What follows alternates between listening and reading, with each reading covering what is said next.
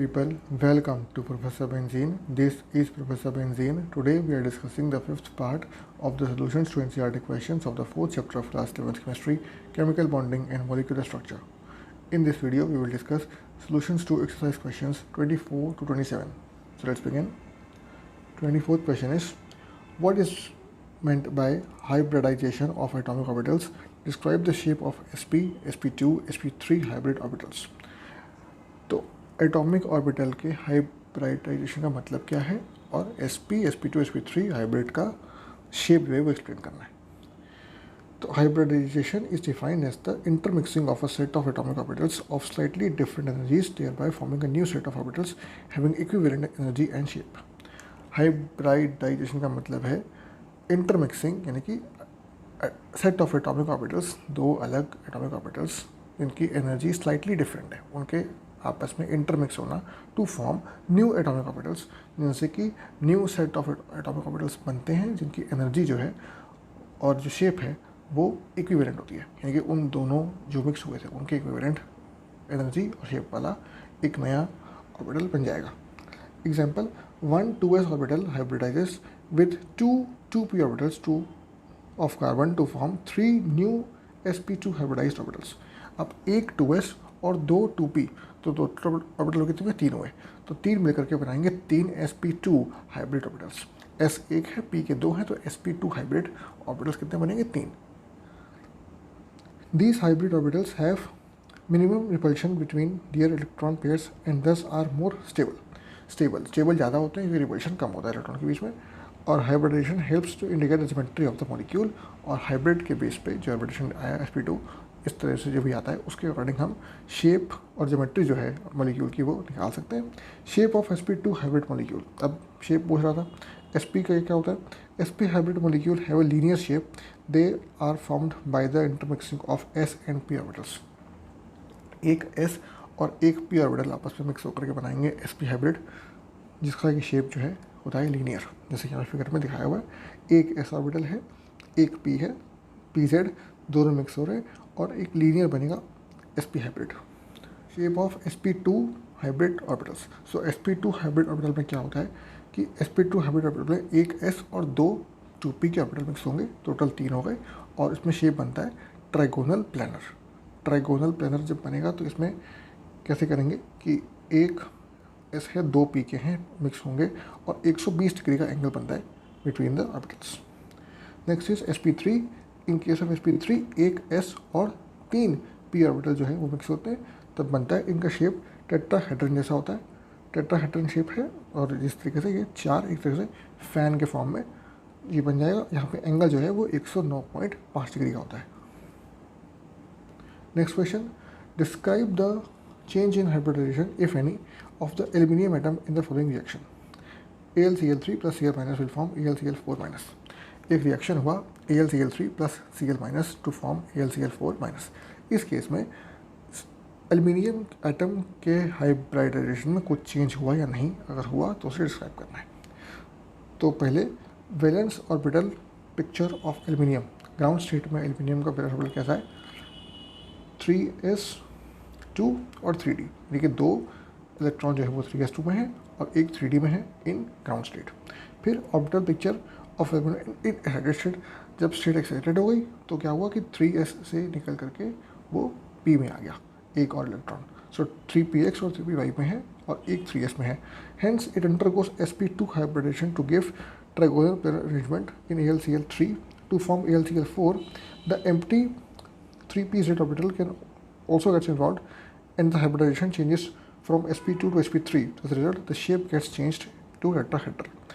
अब sp पहले जो ग्राउंड स्टेट में था वहाँ पे 3d था, यहाँ पे 3px में आ गया. 3p2, 3px and 3py and 3pz. तो 3p में था अकेले में, 3px में, अब 3py में भी है. और जब Cl4 माइनस आता है तो 3pz भी इन्वॉल्व हो जाता है. इसकी वजह से sp2 से जो शेप है वो sp3 में कन्वर्ट हो जाती है एंड इट बिकम्स टेट्राहेड्रल.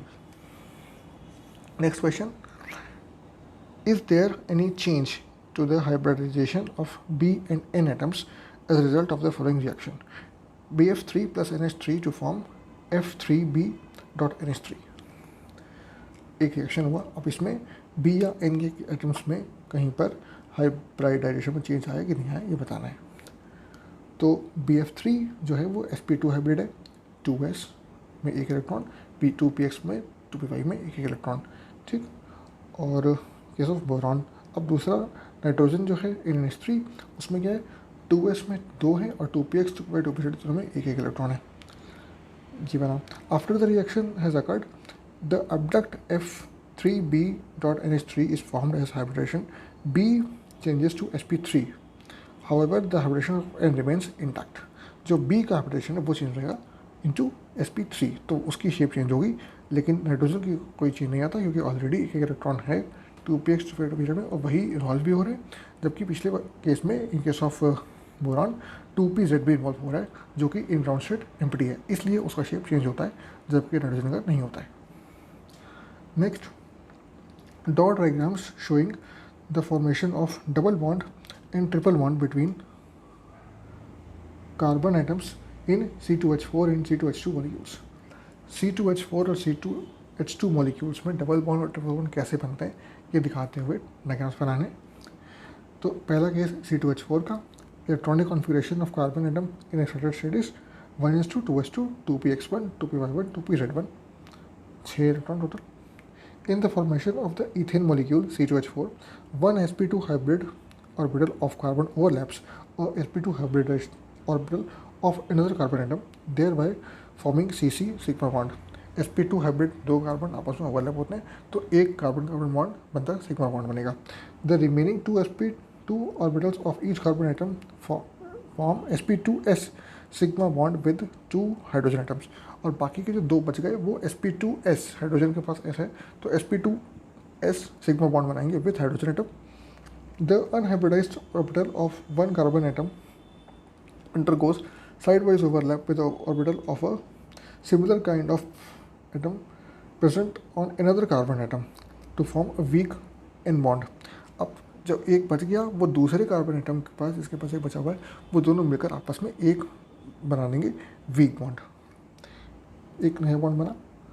तो किस तरीके से, यहाँ पे देखो नाइट्रोजन के साथ कार्बन कार्बन की बॉन्डिंग हो रही है, कार्बन हाइड्रोजन की बॉन्डिंग हो रही है, और जो एक बच गया वो आपस में ओवरलैप हो जाएंगे।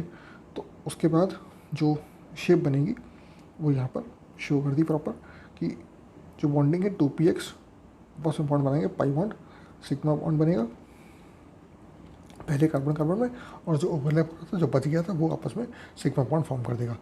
पाई बॉन्ड जो सेकंड बॉन्ड है डबल बॉन्ड वो बना देगा जो बच गए। इस तरीके से डबल बॉन्ड आ जाएगा इन केस ऑफ C2H4। अब केस ऑफ C2H2 इसमें ट्रिपल बॉन्ड आएगा। कैसे? In the formation of C2H2 molecule each carbon atom is sp hybridized with 2 2p orbitals in an unhybridized state.